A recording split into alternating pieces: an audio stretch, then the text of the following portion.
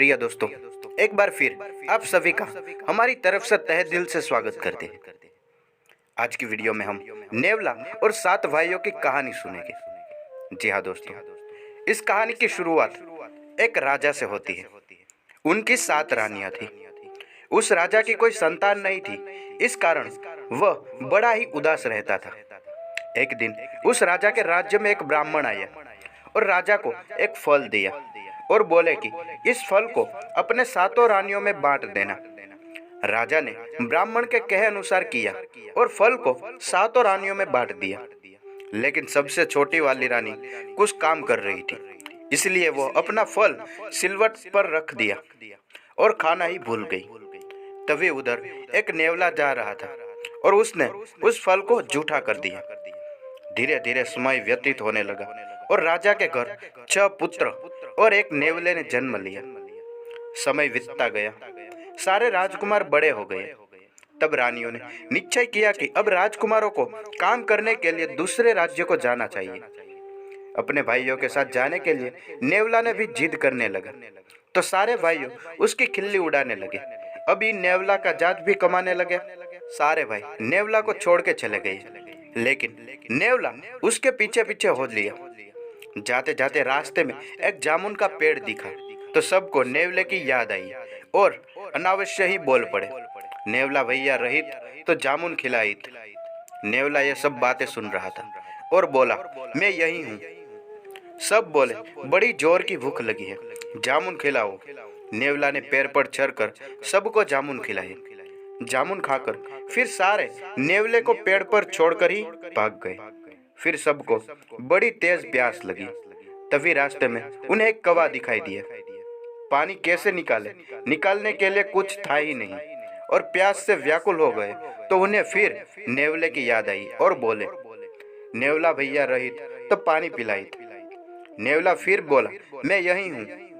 फिर उन्होंने नेवले से पानी पिलाने को कहा, लेकिन इस बार नेवला नहीं माना और बोला, तुम सब फिर मुझे छोड़कर भाग जाओगे। लेकिन वे सब बोले, हम इस बार तुम्हें अपने साथ ले जाएंगे। तो नेवला कुएं में जाने को तैयार हुआ और सबको पानी पिलाया।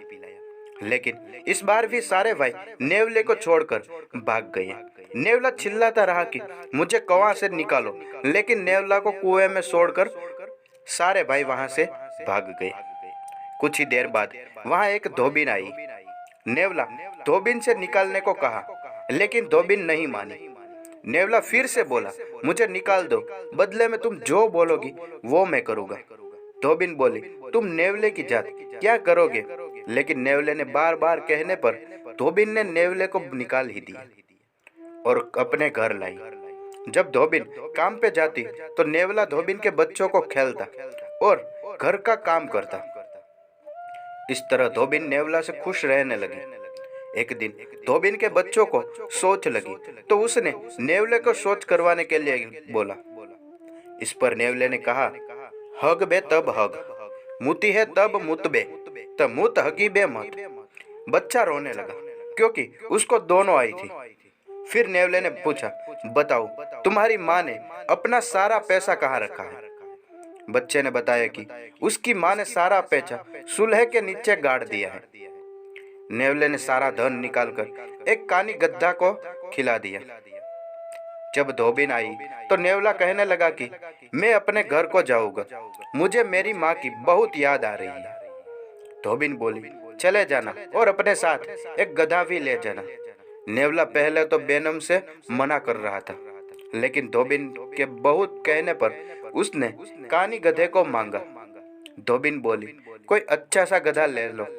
लेकिन नेवला ने बार बार जिद करने पर धोबिन मान गई और बोली, ले जाओ। नेवला घर आकर अपनी माँ को गधी दिखाई और बोला, मैं ढेर सारा पैसा कमा के लाया हूँ। नेवले की साची और ताई खूब हंसी और व्यंग कहते बोली, ई नेवला के जाति का क्या के लाएगा? लाया भी तो कानी गधी हमारे बेटे आएंगे तो ढेर सारा धन कमा के लाएंगे। नेवले ने गधी को ढेर सारा घास फूसा खिलाया और जब गधी ने सोच किया तो ढेर सारा पैसा निकला। सब के सब देखते रह गए कि पैसे देने वाली गधी है। अब नेवले के और भाई आए तो थोड़ा बहुत ही धन लाए। तो उनकी माँ गुस्सा करने लगी कि यह नेवला होने के इतना सारा धन लाया और तुम सब बस यही लाए हो। रात भर सोच विचार करने के बाद सबने मिलकर यह फैसला किया कि नेवले से गधी खरीद लेते हैं। नेवला पहले तो नानुकुर किया, फिर बाद में बेच दिया। अब सारे भाई मिलकर गधी को खूब खिलाए, पर गधी ने कोई रुपया नहीं दिया। गुस्से में उन्होंने गधी की खूब पिटाई की तो गधी ने 1 रुपया दिया और मार खाने के कारण गधी मर गई। इधर नेवला अपनी माँ के साथ आराम से रहने लगा। जी हाँ दोस्तों, ये थी नेवले के भाइयों की कहानी। अगर आपको भी अच्छी लगी हो तो वीडियो को लाइक कर देना और चैनल को सब्सक्राइब करना मत भूलना।